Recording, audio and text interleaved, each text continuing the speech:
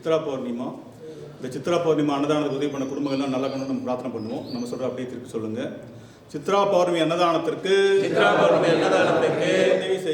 உதவி செய்யும் குடும்பங்கள் அனைத்தும் அறியாது சேர்ந்த சர்வ தோஷங்கள் நீங்கி ரோகங்கள் நீங்கி வாழ்க்கையில் தனம் தானியம் சந்தானம் ஜெயம் தைரியம் பலம் ராஜ்யம் வாகனம் ஆகிய ஐஸ்வர்யங்கள் பெற்று சம்பூர்ண ஆரோக்கியம் பெற்று வாழ்க்கையில் எல்லா நலமும் வளமும் பெற எல்லாம் வல்ல அருணாச்சலேஸ்வரரை பிரார்த்திப்போம். ஓம் நம பார்வதி பதையே.